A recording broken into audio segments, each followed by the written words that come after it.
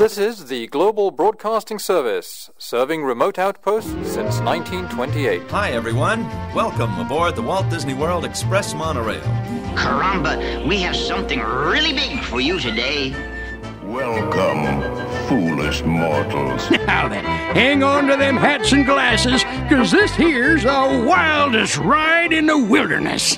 This is the DBC Pod with Phil Schoen and Jason Dodge. Hey everybody, welcome to this week's pod. This week in review of March 12th, 2022. See, I always have to check. Have to check.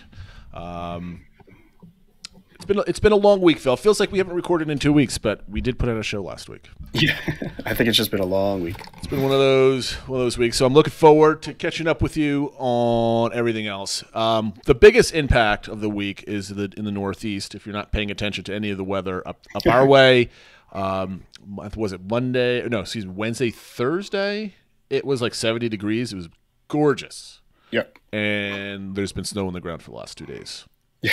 And now it's getting warmer again the next few days. And it's freezing. I mean, it was literally like 20-something degrees. I took my kids sledding nearby, and it was so windy. I had my youngest 4-year-old in front of me on a sled. We're going down the hill, and she's crying because the snow is just whipping her in the face. I felt so bad. I should have predicted that would happen, but unfortunately it was a long hill, and she has sustained trauma through that. No skin was broken, only tears of fear, I suppose. Only emotions. Only emotions. Now you don't have to go sledding anymore, so that's good. So they got me thinking, right? So like typically people like going down to Florida during the winter, right? Mm-hmm. Because it's cold, but we're likely now to have snow on Easter than we are at Christmas. So that led me to be thinking, what is your favorite time to go down to Disney? Assuming, let's forget about school and deals and all that type of stuff. When's your favorite time to go? Yeah. So when you added this to the show notes, it got me thinking, and it's funny how I think it's changed over time. Yes. For a while, we really liked going in the fall. We liked going around October. We loved Food and Wine Festival. I think this was either before we had kids or when they were really little, so we could kind of drive more of the activities and do more stuff like that. Then we got into the habit of doing it the last few weeks of August. That was just for school because in the Northeast we hadn't gone back yet, but a lot of other areas did. So it was long park hours and lower crowds and stuff like that. You just had to deal with the heat. Now, like I talked about last time, we wound up booking a cruise for next February. We really like the February timeframe. We really like going down. It was warm enough, coming from the Northeast, maybe, people down there maybe thought it was a little chilly, but it was definitely warmer than where we were coming from. Sure. And it kind of it was sort of halfway through winter, I guess. And it kind of was like a nice break. Like, all right, let's get out of the cold, warm up, go swimming and stuff like that. So, like I said, maybe it'll change in the future. But for now, I'm thinking that sort of middle February is my time to go. And still, I mean, even if you go a little bit sooner, the crowds are usually at their lowest last week of January, first two-ish weeks of February almost. Yeah. Right before like the President's Day type of deal going down there. Which is funny because we've gone down at the end of the summer. And that's just basically school. Usually when it's cheaper to go down, right? Because they're usually trying to fill those hotels at the end of the summer in the last 5 years or so. We've gone down in the fall. And we were supposed to go down in February when you were down there. Yep. But my mother remarked that it was the best weather. You guys had the best weather when you were down there, and she absolutely loved being in the parks. Like there were some times when she was down there, and during the day she needed like a sweatshirt in the morning or in the evening, and she said it was just perfect. I hate going in August. Because of the heat, but I like money better. So if it's less expensive to go down, I can put up with the heat. I've gone down in October, and I absolutely do not like it at all in October. Only because the only time I've gone, so I'm only doing this off of one trip, and it was the first week of October. It was still very, very hot. And we were coming from your typical fall day up from Jersey, and it was I don't know, like 50-ish degrees, maybe 60 degrees. It was like 95 degrees. At the beginning of October, so it wasn't pleasant. Let's just put it that way. I was expecting, I was hoping that it would be maybe in the early or low 90s, high 80s, and it certainly wasn't with that. So I can't wait to try a February trip. And that's kind of what I'm kind of looking at. I wouldn't mind like 80-degree weather. Yeah. The one time we would like to try that we haven't really done as a family yet is around the holidays, just because we haven't really gotten to see the holiday decorations. So that's more like seeing the decorations versus, I guess, weather-wise or whatever. But I still think going like early December would still be nice. I know my son, his birthday is in like mid-December. He's like, can we go to Disney on my birthday sometime? So I don't know. Maybe we'll try to figure it out. I'm only talking weather-wise. I would love to go during Christmas party time. That's one of my bucket list things to do, and it's kind of tough to do that in the first like week or so of December. Yeah, exactly. Especially with the little ones. So maybe down the road we can kind of figure it out. Okay, so updates on the DCI. I don't know what Matt did, but we're at 82 I have it up here. Let me bring it up. 82.46%. Festival of the Fantasy Parade came back. The Frontierland Hoedown, Starlight Safari line item rebalance and back. I don't know what he puts up there. There was some bunch of updates, and it kind of like kicked up 2% pretty quickly. Yeah, the Festival of Fantasy Parade was the big thing. I think that moved it like 2 points on its own because it impacted entertainment so much. Interesting. We did have a bit of a discussion on Discord how to give it a penalty because they have cut back. They've taken out the Merida float. There aren't as many dancers and stuff like that. But Matt decided because now at least for now, they're running it twice a day. That kind of balances out. Like, so it's slightly smaller, but running twice a day versus once a day. So he decided just to not. I kind of chimed in there. I think you could do math, right? So you could take, you could create a ratio. How many floats previously to now? So that'll give you a number, a multiplier. And then the amount of people, doing whatever, like the performers on the floats and then in the streets. Do that ratio. And then put a weight on each multiple. Does the amount of floats matter more than the amount of, whatever, blah, blah, blah. And there you go. Matt does a great job with all that stuff. So I'm surprised he didn't really do that. Yeah. I mean, that would have been like. This was close enough or whatever. I mean, that's really getting into it. Then again, I have seen this spreadsheet somewhere of somebody comparing the before and after. So maybe somebody did the work for him. One thing Matt did find out, I guess, from talking to some people is people noticed there were fewer characters, including like the princes weren't with the princesses, and even at the end, Minnie wasn't with Mickey. And I guess he found out that they were rehearsing this to come back when they still had to socially distance. That makes sense.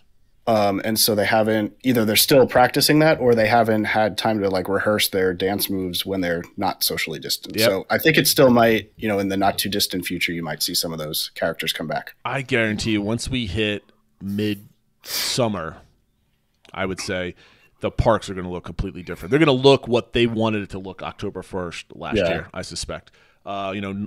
Knock on my desk. Yeah. But assuming the trajectory of the world, or at least this country, is going in the right direction with COVID, I think we're in pretty good shape moving forward.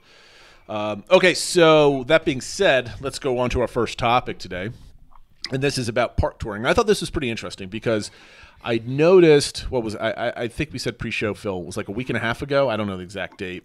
They announced that Magic Kingdom is closing later, and currently starting, I think, on Tuesday, the Magic Kingdom hours are 9 to 11, where last year they were, 9 to 8 or 8 to 8? It depended on the date. They were either 9 to 8, 8 to 8, then 9 to 9, but they hadn't been more than like 12 hours for a while. So, and I think this is excellent. I love the parks at night, and this is especially going into the summer season, and you get more of those nighttime cooling hours. So the topic I thought was, what would be the ideal open and close times for each park? Like, so let's say you are Josh tomorrow and you have power to change the operational hours of each park. What would you make them? And how do the new hours? How would these new hours? I guess we can go with our fantasy hours. How would they impact your park planning? Right. So I'll keep track right now. So let's do Magic Kingdom first, and we'll go through all 4 parks. So what would be your ideal time for Magic Kingdom? I mean, open and closing hours. Without being ridiculous, of course. Open 24 hours a day. Exactly. I mean, I think 9 to 11 is pretty close. I mean, I think it is cool when it's open to midnight. So maybe it would be 9 to midnight. But I think 9 to 11 is pretty reasonable, especially if you're still going to have those after hours for the deluxe guests, because now that they're there till 1 a.m. Like that's pretty good. I know there's people point out back in the day they used to have after hours that went to 3 in the morning. But I mean, I'm, like you said, trying to be a little realistic. I think, 9 to 11 is good. Maybe I'd bump it another hour, but 9 to 11 is reasonable for me. I'm very happy with 9 to 11. I hope that stays for the foreseeable future. Yeah. The only thing I would change is probably to midnight. right? So like if we have it during the summer, sundown is like 7:45 to like 8:15 ish. I would love to have like 3.5 hours in the parks at night. So leading into the next question is, how would these hours, if we say 9 to 12, right, is the park hours, we add an extra hour to what it is, how does that impact your day? Because I don't think you're doing open to close at this point, right? So you know, how are you doing Magic Kingdom on that day? So obviously a little bit depends on where we're staying, but I think once you're getting to 9 to 12, you can definitely more realistically fit in a break, go back to the resort and fit in some pool time, especially if you're close to Magic Kingdom. So we would either do that, or depending on how long we're there, we would do like either we're going early and taking a break and like just doing half day through, say, the parade, or we might do some later ones. You know, now with, say, we got Genie Plus, you could start stacking stuff for the afternoon and maybe not show up until about noon or something like that and stay late. So there's a couple different ways we do it. Probably if I had to pick one, because I do, usually on vacation, I'm up early and stuff like that. I want to get there for rope drop. So we probably do the break in the midday when it's, especially if it's in the summer, that's the hottest time of the day. So take a break. I'm kind of with you. So be a little bit more in detail. I'm if I'm looking at maximize, so let's say I'm prolonged trip. I'm being fancy. I'm doing like a 9 or 10 day trip. What I was trying to do, right? So I have 3 Magic Kingdom days built in somewhere there. First day I was there. Last day I'm about to go. Somewhere in the middle. First day I would certainly rope drop, right? I want to get those marquee rides and to get the rope drop experience.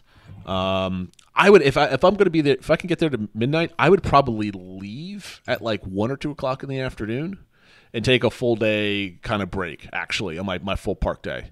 I would go back. I would do maybe the pool, maybe just hanging out somewhere. If there were some hopper restrictions, maybe get my Animal Kingdom day, like kind of right smack in the middle, if I'm going gung-ho type of thing. Yeah. Come back, do like a dinner somewhere, and get back to the park at like 7, right? And stroll, get ready for fireworks, and then you got a whole 3 hours to kind of do some rest of the stuff for the rest of the day almost. Though then again, the fireworks are at 9 o'clock now, aren't they? Yeah. Didn't I say they're moving those up? Are they? Oh, did they move them to 9? They were 8. They were like 8 quarter after 8. Now you're making me have to Google something. Google that for me while I'm pontificating a little bit more. But I think with a 13 or 15-hour park day, you don't feel like you need to be in there for 15 hours, because there's certainly not enough to do for 15 hours straight going crazy, unless you're shopping and taking breaks, that type of thing. So I don't know. I don't think I could go 15 hours in one day at the Magic Kingdom with 3 kids. So I think a break would be necessary if you're showing up in the morning. And then the last 2 days, I would, if I'm still going till midnight, I don't feel pressure to rope dropping that second or third day. I might meander in mid-morning or at lunchtime. Yep. Yes, I did check. It is 9 p.m., so you don't have to worry about getting there for 8 o'clock. And I did also check. So I mentioned about Festival of Fantasy being twice a day. I think currently starting the 13th, they're going to be, so starting today, they're now at noon and 3 p.m. Okay. So I think that's kind of nice that you don't, we always, when we took the break, sometimes we didn't like doing that because we were likely to miss the parade. Mm-hmm. But now you can see the first parade and then still get that afternoon break when the heat's the hottest. So. Yeah, I just remember seeing one of the festival parades, that this is our 2019 trip, and it being so hot that I had like one kid on my shoulders. I was holding the other one. My wife was cranky, sitting on a bench somewhere. We were getting ice cream, I think, up Main Street, and we're just like, I'm not getting out from underneath this umbrella. I need water. So we're like, no, we're gonna go see the dragon. And so we kind of did that type of thing. Okay, so Magic Kingdom, I don't think much changes other than we don't feel guilty about taking breaks. Yep. And potentially starting late on maybe a second Magic Kingdom day. We don't feel as pressured, because certainly in pandemic hours, I felt pressured to getting there an hour early and then staying all day and having. Especially if you're going in late summer, there's certainly going to be about 2 hours of your day that's going to be rained upon, most likely. Right. So at least you can kind of take a break and not feel like you're missing out on anything. Len Testa did an interesting thing where he was talking. He broke down like your dollar per hour, right? He had a guest on talking about Genie Plus. This was about a month ago, and they did Hollywood Studios. But they have I think they have breakdown somewhere where like the opportunity cost of not getting a individual lightning lane is it basically comes down to about an hour and a half of your time versus the dollar of per park hour type of thing. So that being said, Epcot, your favorite park. I'm surprised this one hasn't changed at all, Phil. Well, they've been moving up the opening times. It originally, when they came back from the pandemic, it was 11, and then they moved it to 10, and now it's actually 8:30, which I think is pretty early for Epcot. And they really need to bring back some more breakfast options if they're going to be opening at 8:30. So it's 8:30 to 9 right now. Yep. So how would you change it? So I don't know if there's logistic reasons they don't want to have all the parks opening at the same time, but I would, I think Epcot should be open later. I think it's great, when you have the fireworks and you can walk around World Showcase with a drink and stuff like that. So I think Epcot should always be open to at least 11, if not midnight. I'd be okay with it opening a little later. I don't need 8:30 opening, especially then if you have early entry, that's 8 o'clock. That's pretty early. So, I'd be fine with, even 9:30 regular, 9 o'clock early entry, but then leave it open till midnight or something like that. I would do 11 o'clock open. Because as I was planning for my trip, I'm like, Epcot doesn't open until 11. This is great. I don't have to be anywhere and not feel guilty, right? So I can get in there. I think it works great.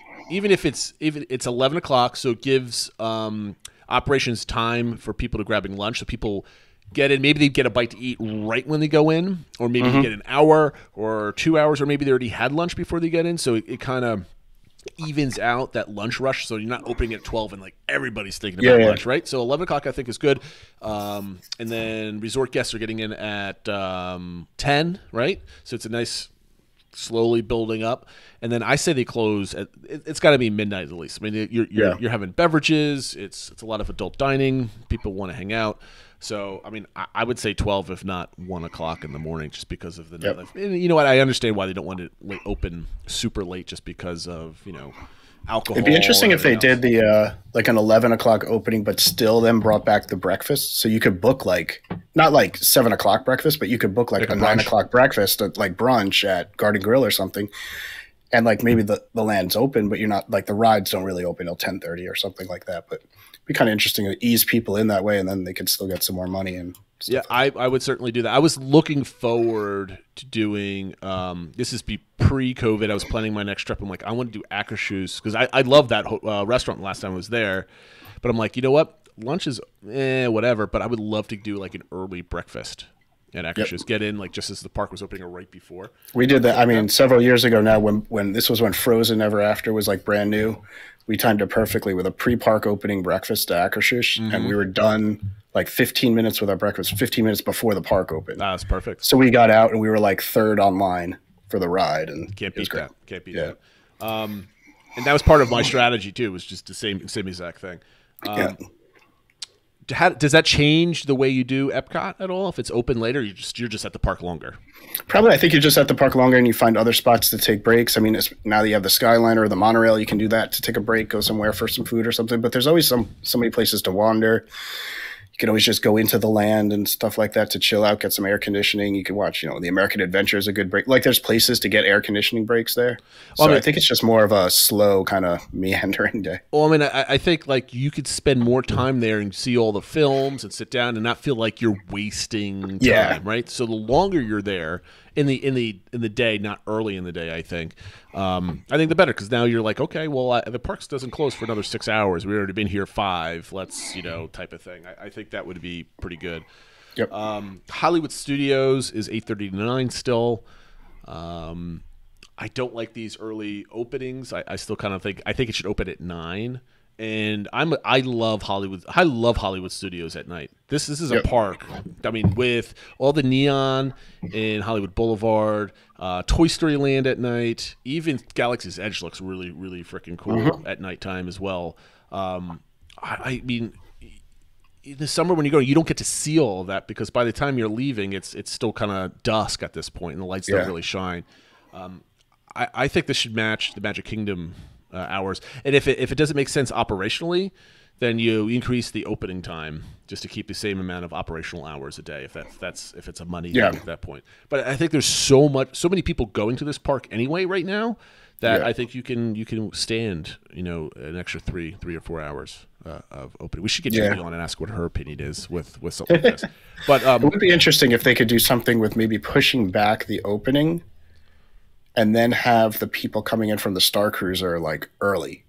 so they get like some alone time Ooh. in Galaxy's Edge. You do like a 9 o'clock for them. The park opens at 11 type of Something thing? like that, yeah. That's interesting. Does that add value to the Starcruiser? I mean, I don't know. I just know. did I just open up a Pandora's box or something? Well, I remember in a few reviews, people were saying it was like it kind of broke the immersion for them to like all of a sudden they're like, what's with this guy with Mickey ears walking around, like, or whatever, you know, where it's like everybody else was dressed up for the Starcruiser and stuff like that, and then it kind of broke immersion. So maybe not the whole time, but having, you know, just a little bit of time by themselves, I think would be kind of neat. After the show last week, I listened to Len's podcast like literally the next day, and we'll talk about that a little bit after later in the show. Animal Kingdom is currently opening at 7:30 all the way through 8:30, which is kind of surprising. It's 11. It's open longer than Epcot at this point, which is strange. What do you think about this park? I think that's pretty good. I think that's probably the one park I like getting there earlier, where it's still cool. It hasn't totally warmed up for the day. I think you can see, you know, the animals seem more active on the safari earlier in the day. I do like evening time there, but I don't think I need to be there to like midnight or something like that, like I would want for Epcot. But I do like having some time in the dark when they used to have, you know, a lot of live music, and again, you know, walking around with an adult beverage and that sort of thing. It was just a cool vibe. So yeah, I mean, if they could open, I mean, I do like 8 to 9 maybe instead of 7:30 to 8:30, but you know, around this time I think is pretty good. I would say 10 o'clock, just so if you're there during the summer, you get at least like an hour and a half of like nighttime. Because I would love I have not yet to get a chance to see Pandora at night, and then the Tree of Life lit up, that type of thing. And I think more opportunities for that at nighttime during the summer hours is I think would be extremely beneficial. Opening up, I mean, I would love to push the operational hours farther back, but I guess there's a business case for it not to be. Yeah. So if I had to sacrifice hours, I would do it. I would sacrifice the hours in the morning and push them back at the back end, just so I can see the park at nighttime. Yeah. And for me, for both Hollywood Studios and Animal Kingdom, I don't think that changes what I do touring the parks. You just if I could push it up, then I just get there later, or I stay later, that type of thing. Animal Kingdom might actually be better at nighttime just because it's cooler, since it's one of the hottest parks, so there's very little shade. But I think the only thing that really impacts touring would probably be Magic Kingdom, if it's open that much longer, because then you can kind of break up your day a little bit better. And then if Epcot, I would like Epcot to be opened up later in the day and closed later, and that just allows you to kind of do like, if you're doing like a Magic Kingdom day, then an Epcot day back to back, that allows you to sleep in a little bit more after you're, you know, getting back to the hotel at midnight to go to Epcot the next day. That was the one thing I was going to add, was kind of the flip side of that is you just have to be careful. Like if Epcot is open till, and you're planning on being there to like midnight or 1, and then Animal Kingdom is still the early open part, like don't do Animal Kingdom the day after Epcot. No, it's bad. Yeah, unless you don't need sleep. That's fine. Yeah, well, that's fine too. Okay, so those are the park operational hours. I think it's a good exercise to kind of think about it, because who knows what this is going to do with operational hours. That's a good point too. They really are tweaking them a lot, and like not always giving a ton of notice. So if you have a trip coming up, definitely be mindful of the park hours. And the Disney World website, the official website, has a really nifty calendar with all that stuff on there. So yeah, it's definitely not hard to find, but they do sometimes change it with only a couple weeks notice. I was just saying, every single week leading up to your trip, about a month out, just keep checking those hours, because they do kind of fluctuate with them. Okay, so one thing that we're doing on Discord, changing the subject here, a very excellent Discord community member, A Music Life for Me, put together a March Madness-like bracket, which I was hoping that we were going to do last year. We did something similar. But he listed out the top 64 attractions. There was some voting for some wild cards that happened a couple days ago. But we've done 2 rounds, so we've done half the bracket so far.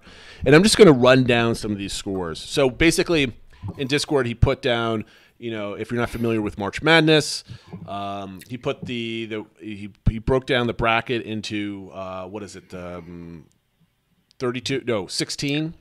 Yeah, so there's four groups of 16. Yeah. And so you matched 1 versus 16, so it's the top and the bottom and so forth, going towards the middle. And so the first one, which just stood no chance, it was Rise of the Resistance versus the Mad Tea Party, and winning by the score of 28-0. That's kind of like your local community college going up against like Duke or something else like that in the NCAA tournament. So that didn't really surprise me. Then even Millennium Falcon beating Buzz Lightyear Astro Blasters or Space Ranger Spin. Haunted Mansion versus Autopia. That won 29-0. I mean, these were all like easy. Like you could see. Yeah, the only one that was close was Millennium Falcon. Technically, was a 9-seat, so technically that's an upset over Buzz Lightyear. But they're pretty even, and I think that voting was the most even of all of them. But none of them were super close. No, I mean that was 22-7. That's still like 3-1 there. And then you had Space Mountain over Star Tours. And then in the second group, you had Slinky Dog Dash over Mission Space. That was 27-1. Spaceship Earth over the Disney Railroad. Wait, no, excuse me. Yeah, Spaceship Earth beat the Disney Railroad, which I thought might have been a little bit closer than that, but it was 20-8. Jungle Cruise beat American Adventure 24-4. Curious about who those 4 people were that voted for American Adventure. Because the Jungle Cruise is awesome. And then he had Remy's over Mark Twain's and Liberty Bell Riverboats, 26-2. So again, nothing stands out on here. This is like kind of like picking your bracket. You knew who's going to probably win mostly. This round though had a couple that I was annoyed by the matchups because I could definitely see myself voting for the Railroad and the American Adventure over many other attractions. But not over Spaceship Earth and Jungle Cruise. So it's like they just had bad matchups. It was terrible matchups. Matchups. I mean, like the Railroad deserves to have at least get to the next round, but like you said, not over Spaceship Earth. Okay, well, before we move on, Phil, where can they find us on social media? Remind everybody. Yeah, so find us on Twitter, Instagram, Facebook, and our YouTube channel at the DBC Pod. So the DBC POD, and also the Discord server. Make sure you go on the Discord server. There was no new members this week, so come on and vote in the March Madness bracket. Try to sway some of those votes in different directions if you like. Make sure you like and subscribe to the videos, please. It helps the videos propagate on the internet. It makes more people find us and get more people into Discord, which is great. So we've got Attractionality this week, Phil. For the first time in a couple weeks, we finally got it. This one is Mission Space. I've never been on this attraction. You haven't been on this attraction in like a decade. A decade at right? least. Yeah. So let's just go through it. And I'll chime in a little bit here, but I'm going to bring this up on the screen. How much do you like the concept of this attraction, Phil? This got a pretty good spread of votes here. I actually like the concept of this. I feel like for what they were trying to shift Epcot into, the Eisner view, I guess, of Epcot, I think this kind of fit. Like, it is that edutainment thing. It was thrilling, but still related to science and technology and stuff like that. So I think it's a pretty cool concept, and it's something new and different. Not every park has something like this, at least not set up this way. So I think the overall concept, not talk about the execution, but the overall concept of it, I like. So I'd probably give it like a 4. Yeah, I'm with you on that. I think it's significantly different than many other attractions, so it deserves at least a 4 because it's a simulator ride. It's not a dark ride. It's not a spinner. It's not something you'll find anywhere else other than Disney. So I think a 4 is pretty good. Second question is, how well do you think Mission Space delivers for its targets? And I just realized we should have had an intro for this ride. I forgot to paste it. Well, it says blast off on a thrilling simulated NASA-style mission to Mars or orbit the Earth on a more gentle ride through space. Yes, because there's 2 different versions of it. So how well do you think Mission Space delivers for its target audience? And here's some of the votes up, how people voted. Yeah, this was, again, all over the place. I mean, it is what it says it is, right? It simulates blasting off and all the G-forces and the lateral forces from that and stuff like that. It puts you in the cockpit. So it's hard to say it doesn't deliver. Whether that results in people enjoying it or not is different. But I think it delivers what it promises. So I don't know. I guess I'd go like a 3 or a 4 on this. I would say a 3 just based off of what people reading about it and what people expectations versus their whatever.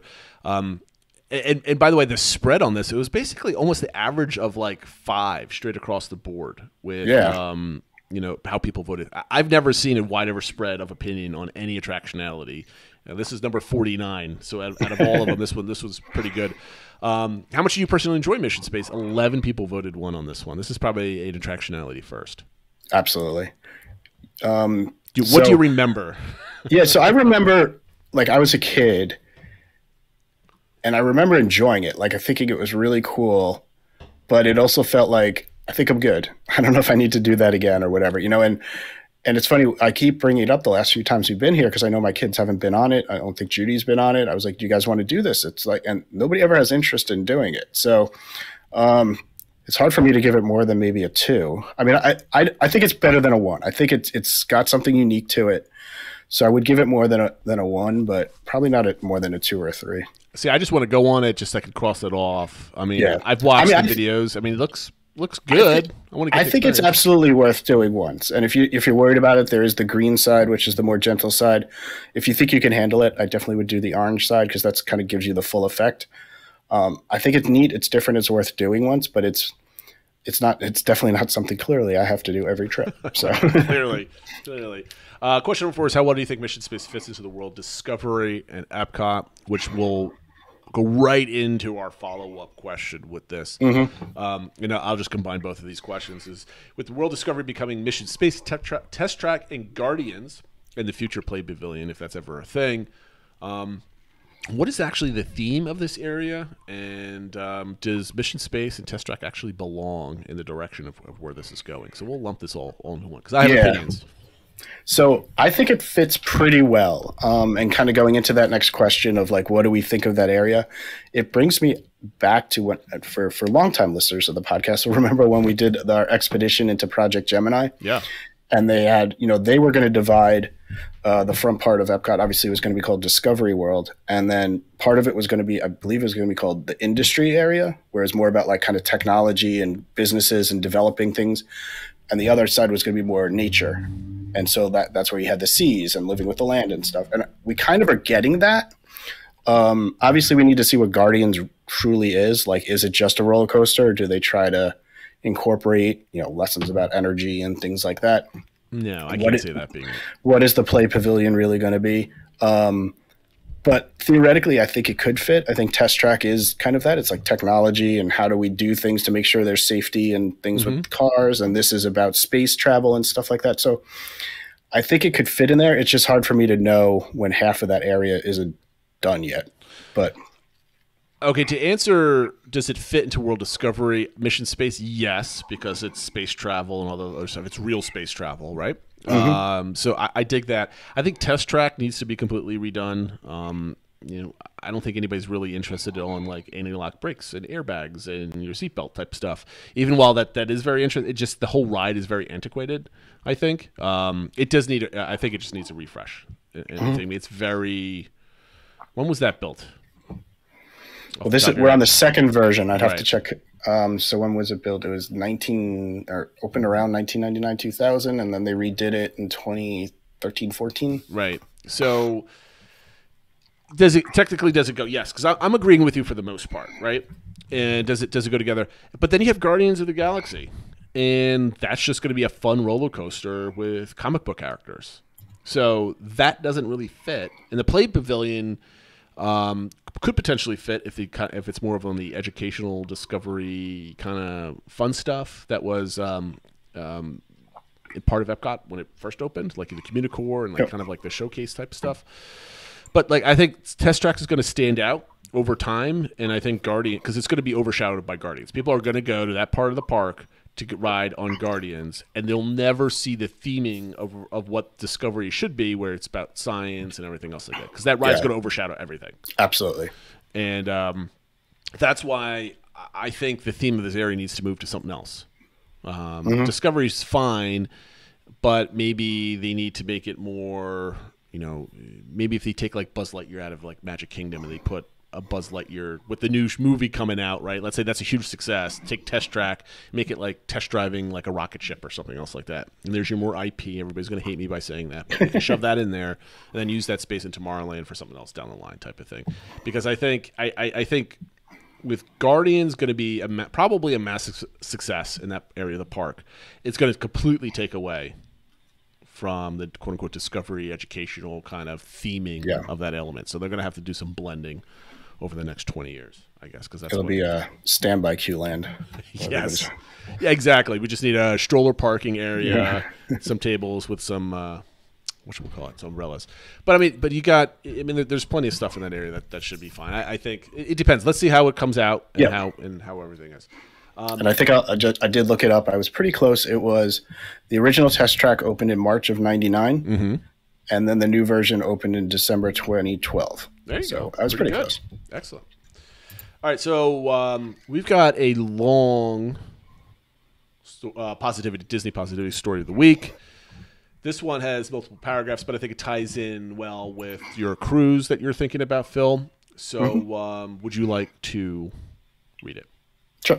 Yeah, so as I mentioned to Jason, this was a fitting one where last week I talked about how, Disney had kind of priced us out of Disney cruises, and now we're going to do a Royal Caribbean cruise. And obviously I've been watching a lot of videos on that too, yes. That sometimes, there are a lot of videos saying like, oh, which is better and blah, blah, blah. So this might be a vote for the Disney cruise line. Let's put it that way. But this is from, as you mentioned, Discord user Lumpy. He said, they've gone on their one and only Disney cruise back in 2012. They went to Alaska.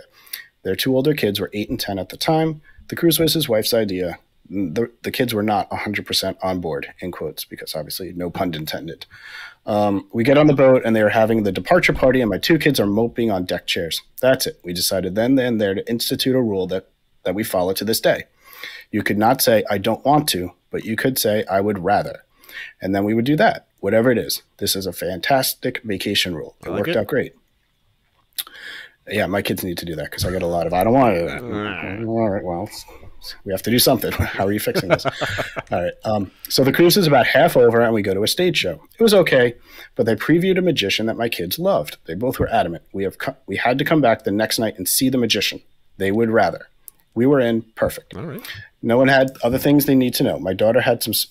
Now one other thing you need to know. My daughter has some developmental issues. She was really shy and could barely make friends. Oh, and one other thing, she had to sit in the front row. Had to. Non-negotiable. We get to the show really early and get the front row. Kids are loving it. The magician calls for volunteers. My daughter, who would not speak up to order at McDonald's if her life depended on it, shot out of her seat to get picked, and she did. The magician pulls my daughter on stage with another little boy. They do this rope trip. Ordinarily, he'd be playing off of this kids and cooties or whatever, but not this time. My daughter, the same kid with no friends and won't order with McDonald's, is dancing around the stage, cracking up the entire theater and making it very difficult for the magician to do the trick. Bless him, though. He pulls it off and the audience loves it. My wife and I are sobbing, as am I apparently. Happy tears and literal slaw-jacked all of the whole thing. From that moment on, we were that family. On that ship and even all the way to the airport, people recognized us everywhere we went. My daughter literally turned a corner on her developmental issues. No kidding. Obviously, Disney Cruise Line holds a special place in their heart, and kind of just goes to show that the impact cast members can have. And obviously, there's great workers elsewhere too, but I think you probably have a higher priority of hitting some of these amazing cast members. I have friends who just did another Disney cruise, and they went hoping to have a server they had from a past cruise, and then they found out he wasn't on that cruise or something. But then I guess things changed, and he wound up being on the cruise, and he sought them out, and it was, I don't know, it was just one of those things where they were like, "This is why we do Disney Cruise Line, because the cast members remember us," type thing. Well, I mean, what's amazing about stories like this is when you go on a vacation, it's a special time, obviously, right? For adults, it's a time away, time to relax, time to reconnect with your family and without any other burdens. For kids, it's magical because you're going somewhere that you never been before, or someplace that you're only there for a week or something else, whatever amount of time. And I've never had something this impactful happen to me. I mean, this is very rare and cherished memory. But you can kind of see how if something were to happen, little things have happened to me on Disney vacations where my kids remember them and bring them up. Just simple things, leaves an impression. They kind of remember it gets stuck in their head. And when you have sensory and all these kind of things feeding into your brain to make things stick, and then rather than just a happy moment, you have something like this. And to me, that's just absolutely amazing. Yeah. And that's why we all go back to Disney, right? Because whether it's helping children come out of their shell or whether it's just creating family memories, I mean, this is a place where magic happens. And it probably happens every single day. We just don't know about it because there's tens of thousands of people. And there's probably even ones that the family doesn't notice at the time. And then obviously this was much more visible. They were able to see the difference, but there's probably some kids where maybe it's not as magnified, but they're having an impact by being included in things where maybe they're not included at school and things like that. So, yeah. Absolutely. I love it. We are about 20 minutes out from the end of the show. We had a section about what everybody else is talking about, but I'm going to skip it for the sake of keeping the show a little bit early so we don't go over. Maybe we will. Maybe we'll anyway, but yeah. Last week, we teased, or you were going to bring up the DBC Recommends of Len Testa's Disney Dish podcast, where it was just him reviewing his stay on the Galactic Starcruiser. And he had an excellent time. And he had a really interesting caveat at the end of whether it was worth it or not. Yes, I thought how he compared it to other things I thought was really interesting. Okay, so not that we planned too much about this, but in your mind, what were the top 3 things before we let's save the is it worth it to the very end of the conversation?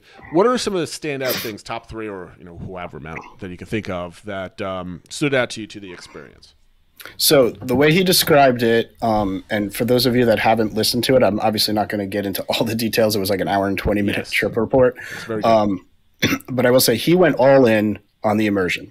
He came up with a background character that he called himself Hank Lonely, who was the star of stage and screen. He had done 9 films to date. And by amazing coincidence, the plot of those films happened to be the same as the plot of the 9 Star Wars movies, but completely unrelated. No idea about that. But he was the star of those films. And he brought headshots and was literally, as people would get into it and play along with him, he would like sign headshots for them. And he was signing them for the cast members who played into it. And like by the end of it, they were like, "I'm your biggest fan," and blah blah. Like the way they were able to play off it was incredible. So that was probably the first thing that jumped out at me. It was like they were able to go with somebody who went so far into character that he brought headshots. Like that sort of thing. Like he had developed his own dance and like all these things. So this is a place where if that's your thing, you can do that. So that was number 1 that jumped out at me. Let me comment on that one because that's something that stood out to me as well. And I'm just writing a note because I want to bring up something else as well. I thought it was absolutely amazing that you had somebody that took the time to he had like a song and a dance that he rehearsed. You could see it on Twitter. He was doing it with a bunch of stormtroopers. But the cast members. Basically, I mean, these are all equity actors, right? So their profession is kind of doing these impromptu type of things. And why can't I think of the term? Impromptu. Yes, I had a version of the word. But they completely. It allowed him to create an amazing experience for himself because he created the experience, but the cast members enabled him. Yeah, completely went with it from the way he was talking. He said that experience was completely out of this world, and I thought that was really cool. Yep. So what was the next one? So the next one that jumped out at me was his traveling companion, who is a friend of his. Sister, resident? Is his sister? I wasn't sure if his sister or a friend, but okay, I think it might have been his sister. Didn't do this. Didn't have the backstory. Wasn't shy, wasn't, a wallflower or anything like that, but didn't go all in with the immersion. I don't think she's even seen a Star Wars movie or something like that. Or she has, or she hasn't seen it. She's not really into it or anything like that. So it was interesting hearing her perspective because she had a very different experience, even just from a storyline standpoint, where because Len or Hank were so into it, he was getting all these messages and getting included in missions and things like that. And she was like, yeah, I got messages, but they were asking me like survey questions, like, am I happy with this or whatever? And so it wasn't that she had a bad time. She enjoyed it, but it definitely stood out to me that to really get the full experience, and maybe you don't have to take it as far as Len did, but you have to be really into this. You have to participate. You have to play along. You have to be active. Let me jump in here because that was one thing I learned with some of the previews that were coming out, and this kind of reinforced it a little bit. So you get your own tablet or a phone when you come in there. It's basically a small device. And if you've played video games at any time in the last 10 years, that's like a role-playing game or anything else like that, you get quests, right? You get a quest, you got to go do this, you bring this back, and you have fetch quests, you have storyline quests, you have all these different things. But they give you like driplets and droplets of things to do in the game. So they basically, you have these games that create a large environment, and then they fill it with stuff to do. So you're running around the same area, but doing different things. And that's what this device does. It gives you like, go here and go talk to this person, or go here and go get the holocron and bring it back, or to go discover it, or scan it with your phone, whatever it might be. And a lot of this stuff was the stuff that people thought they would have in the Galaxy's Edge, but they're doing it for real here. And I didn't realize how involved this was, because remember we went over the itinerary when it was announced. It was just like, oh, this is all silly nonsense. But the fact that you have a tablet with branching storylines, and they also mentioned, like, I was listening to other reviews, like, you need to go and, like, if you see somebody walking, go follow them, and you can hop into a storyline almost in some instances. But you have to take part in all of that stuff. Yeah. Like, when he was in Galaxy's Edge, it said he took him like 3 hours to get everything done, type of thing. So it's involved. Yeah. So it's not just like simple, like walk around for a couple minutes and you're done type of thing. Yep. And she did. And another thing, when you mentioned, other people have said this too. I don't know if this is spoilers or anything else like that, but like there's a sequence where they showed like Yoda coming in and talking. Like, if you didn't follow any of this, you didn't get that really unique experience where Rey comes and does all this stuff, and it's really, really impactful. Like, Len was talking about it; he was so hyped for it. Like in the podcast, he was talking about it, and he was so animated. He was like, he was in awe. Like, I don't know if he was like crying or whatever, but like, you can definitely said he got like emotional about the whole experience. Yeah. And like, if you don't follow that, you don't get that experience. You're just sitting in your room or like ordering, food or something else like that. So I thought that was. I listened to another blog reviewers that were there I think they were there for the media days, but there were like 3 or 4 of them, and one of them did all that stuff, or just happened to be that's what his story quest took him, and the other people, it's not that they chose not to, they weren't really given that storyline element, so they didn't get to experience that, and they were like, you could kind of tell they're like, well, I'm really happy for you, but like they kind of felt like they missed out a little bit. So, I mean, obviously you can't have, if you're going to have different experiences, then by definition, not everybody can have the same experience. It's just, I guess, a little bummer that one of the cool things only a small number of people got to see. So, I mean, I think this is one of the tweaks that they're going to do, right? Yeah. I like how people have different experiences. So I think that's very important. I don't think everybody should have this by default. Like, they shouldn't shoehorn like Yoda in a hologram to everybody just for the sake of it, right? Right. However, I think they should make an effort to fit similar type of experiences into each of the storylines. Equivalent quality or something like that. Exactly. So everybody gets it, because I know if like, me and my wife were going on this with another, like with you and your wife, right? We had separate rooms and we both doing it, but like I didn't follow the right directions. You got to see Yoda and hang out with Rey, and I didn't. I'm like, were they watching a podcast? Were they angry with my things? With your take, yeah. But see, here's the reason why they're going to tweak it, because there's going to be enough people that are going to go. So now what they're going to do is they're going to start mapping out, you ever do the Choose Your Own Adventure novels when you were a kid? You know how you went to the very end and followed how you got to that, and now you remembered which steps you had to take? That's what people are going to do. So they're going to start like, I want this experience, so I need to answer it this way. I need to do this thing and then this thing. So they're going to have like a strategy guide for that experience. Yeah, exactly. So they're going to have to swap it around, I think, every 6 months or something else like that, like whatever. So they're gonna basically find how often people are rebooking, and how many, like, if all of a sudden everybody on the ship is visiting Yoda because everybody's figured out what they have to do, they're gonna have to try to mix it up. Yeah, and maybe that'll be before we get into the kind of his take on it at the end. One other thing that stood out maybe was one other thing that his sister said they're gonna have to tweak was that the people really into it, like the real diehards. She said it was like people really into it. Yes. Yeah. Like when like a character came into the room, they all just swarmed them. Yeah. And like, so that's not necessarily realistic, right? Like if this was a real thing, they would know not to like gang up on someone, like swarm them. They'd have to be more subtle, right? And then B, the people that aren't that crazy, for lack of a better word, or that, intense, miss out. So they're going to have to kind of figure out how to make things a little bit more accessible. And they mentioned that too. Even there were a few people, I guess, in wheelchairs or scooters that couldn't see that couldn't see parts of it. Not so much because there was nowhere for them to go, but just like people literally were like climbing over chairs to be able to see things. And not because I think they were trying to be jerks. They were just so into it, which is a testament to the story, but a tweak they need to make so that it's a little bit, I think, more accessible for different personalities and different situations people are in. And I think that's what they're probably going to have to. I want to. I mean, I hate saying the word banning certain storylines that you bring into the, I think it's great people are making all these backstories and they taking everybody that's coming in and like playing with that.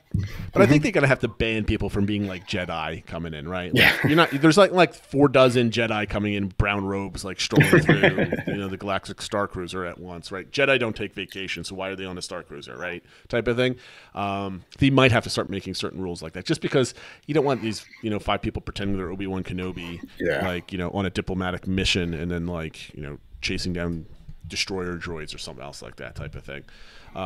But yeah, I mean, I can see how that could be like if I was playing, for like Len, he's playing, just some guy that was an actor, right? Pretty tame in the grand scheme of Empire versus Rebellion type of thing or Resistance.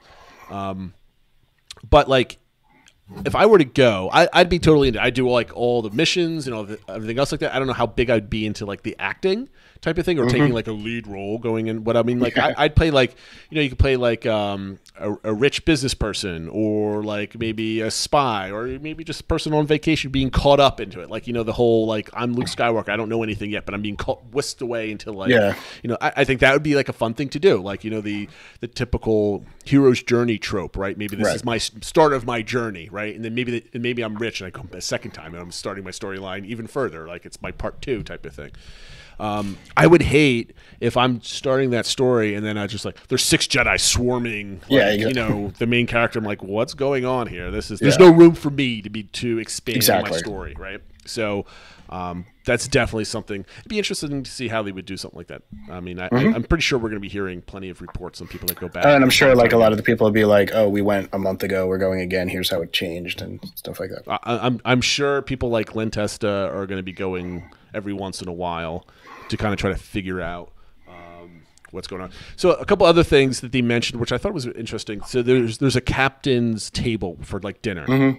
Apparently it's only $30 more or something he mentioned for food options, but you're spending $6,000, but you chose not to do the $40 add-on type of thing. But they said the food was excellent. The food's available all the time. It's like a cruise. Like anytime you're hungry, you can go around. Len said he couldn't sleep, so he's wandering the ship in the middle of the night. I thought that was pretty cool that they don't like say you have to stay in your cabin type of thing. So everything's accessible. And I think generally, other than his general, I mean, like he even went going back to like the Galaxy's going into Galaxy's Edge in the morning when it's empty type of thing we were talking about before. He went in and then he wandered out and he made a story where he went to Mickey and Minnie's Runaway Railway, right? And all the people wearing a special pin if they're part of that, so the cast members recognize that this is a person from the Galactic Starcruiser. And he made up this whole story about there's a village on Batu run by feral mice and it's blah blah blah blah blah. It's like make a whole story about it, and he's basically role playing like the park outside of Galaxy's Edge type of thing. And the cast members loved it and they kind of built it into. But I could see how like if I was with that person or next to him, I'm like that. I mean, me personally, I think that is so stupid. Like, come on. I mean, it's fun. But like, if I'm here having a really good time trying to immerse myself, and I hear kind of like the Mickey and Minnie's kind of, I'm like, gotta breaks immersion just a little bit type of thing. So I'm curious how they kind of play into that type of stuff down the road as well. So the food was good. The experience apparently was absolutely fantastic. So at the end, Len basically mentioned, is it worth it? Right? And he went into a whole, which to me it's practically amazing. Like this, because he's like, look, my job is to give you vacation advice. That's who I am. And for $6,000 to $7,000. He basically said, if you've never traveled across this country and seen the vast majority of the states, if you've never been to Europe, blah, blah, blah, blah, blah, don't spend the money on this. Go travel somewhere else. Which is funny because that's just the average cost of a regular Walt Disney World trip. And he doesn't tell people, don't go to Disney World. Go. Yeah, I thought it was interesting. He didn't compare doing this instead of a Walt Disney World vacation. He was comparing this to other types of travel, which I thought was really interesting. So he said, like, if you're going to spend this much money on a 2-day trip, spend this money on, like, a 7-day trip exploring to France or like where your family's from and kind of just getting a better understanding of yourself and where you came from. And I thought it was kind of interesting and deep. Yeah, I mean, it was a really interesting conversation. But he says if you've been well-traveled and this is something that's like money that's not near and dear to you, he says it's absolutely worth every single penny. Yeah. Which the more I hear about it, the more that's the prevailing opinion that Disney's done an amazing job putting together this experience. which is amazing to me that their marketing for it was so drastically terrible. Yeah. And I certainly wouldn't have done that. I probably would have had a camera on behind some of the cast members doing the first run of it. Yeah. And kind of showing those moments without any extra like post processing, and maybe put some music behind it or something to make it a little bit more, whatever. That being said, hearing Len's testimony and some of the other people's testimony, does that make you any more inclined to spend the money on going on this film? So my overall take is all these reviews have made me more interested in experiencing the Halcyon, experiencing the Starcruiser. It also makes me a little bit more anxious, and like it just brings anxiety thinking about how you almost have to be on like for 2 days straight, and you have to interact. Like, it's just not my personality to go up to people and talk to them. And I could do it for a little bit, but it makes me exhausted. Yeah. And so it really makes me hope that someday, and I'm not expecting it anytime soon, but maybe they offer a one-night version, or like a day cruise or something like that, where you get like a taste of it. I think I would absolutely love it. Kind of like dinner theater type of thing. Yeah, something like that, or maybe a little bit. Maybe you get lunch and dinner, whatever. But I'm not committed to being so into it for 48 hours or whatever it is. And maybe I'm wrong. Maybe I would love it.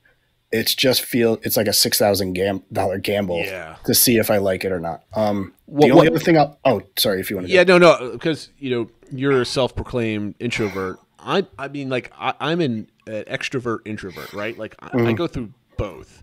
There's times where like I don't want to see people and I don't want to interact with anybody. I just want to sit at my desk in my office and like everybody leave me alone, grumpy. And there's other times where I want to go out and do whatever extroverts do, right?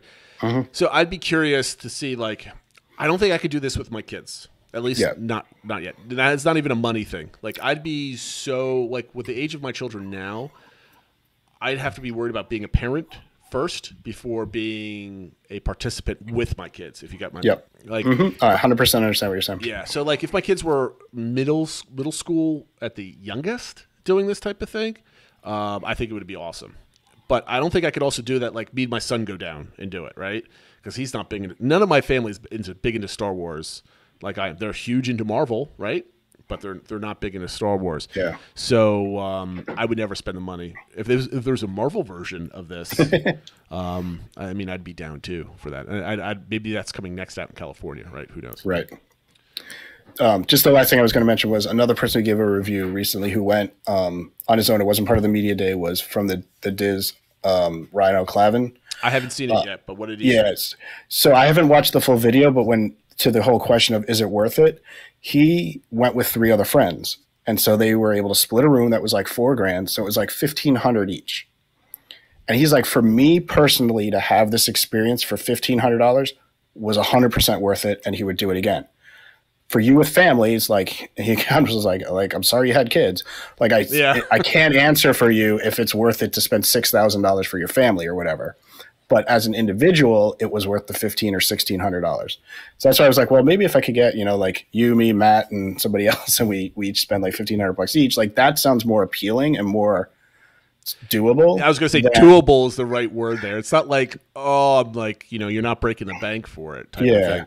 So I think that's a big thing where it's like, for an individual to have that experience, that's not insane, compared to how much is it for a ticket to Broadway? And, like you're getting 2 full days with all the meals and blah, blah, blah. I mean, $1,500, I think it's worth it for that experience for sure. Like you get, let's see, call it for $1,500, you get 2 nights. So let's say the cost of $700 a night to stay at a deluxe, because you get the food, you get a ticket. So that's $1,500 right there to go into a park, right?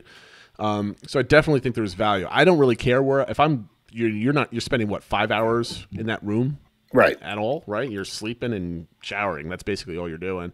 I would do it for $1,500, and I then have to convince my wife to let me go on a vacation all by myself and spend $1,500, which might be a little tough at that exactly. Because I was going to say we were going to talk about Disney discounts or how do discounts factor for any planned trips for the summer. Maybe we'll talk about that next week. But my mom and I were talking about like a mother-son like weekend like drive down, spend 2 days, drive back type of thing, like we did last September with the family.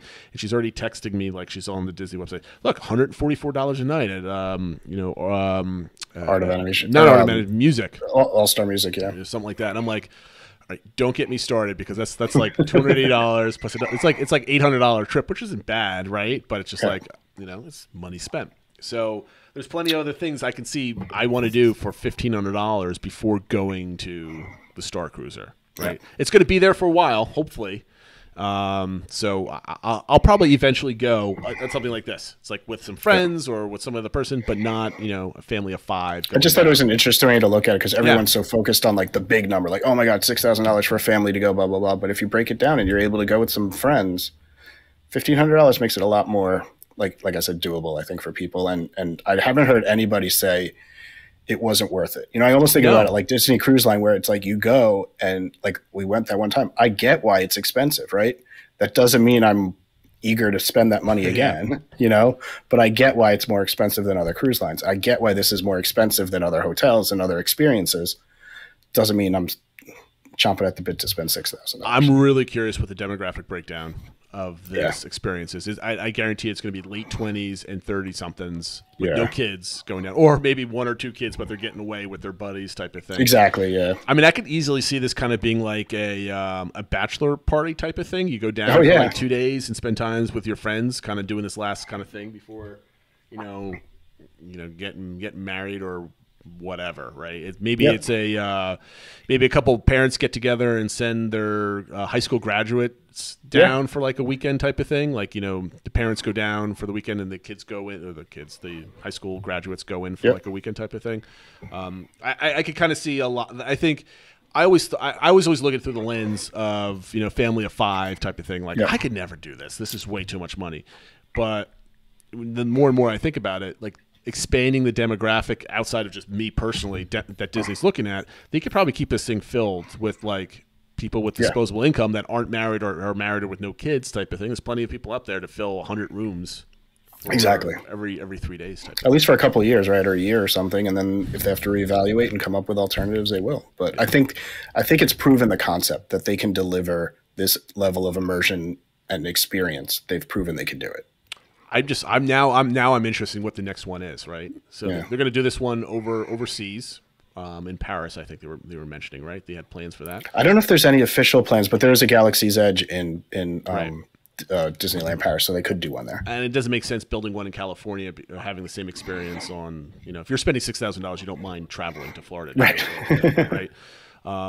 But it'd be interesting to see what the next concept outside of the Starcruiser one. Exactly. And how fast they can pump these things out. Like, is it another when this was? It's been like what, 6 years? It took them from an announcement to building to getting it up and running. I don't know if it was that long. I mean, I think it was maybe 4 years. Maybe 4 years. You're about right. I don't know. It's hard to tell time with the pandemic. COVID years. Yeah, COVID years are not the same as normal years. So no, I think this is really cool. I'm interested in following up. I just hope that somehow, like somebody like Len Testa, who gathers data for a living, can find demographics of this type of trip, because there's plenty of people that he gets data from just from his website. So I'm pretty sure it's like, are you considering this? Have you ever done it before? That type of thing. All right, that being said, did we forget anything, Phil? Anything else you wanted to drop in? Because I said we're going to do an early show, yet now we're over the hour mark. So it never fails. Never fails. I think we are all good.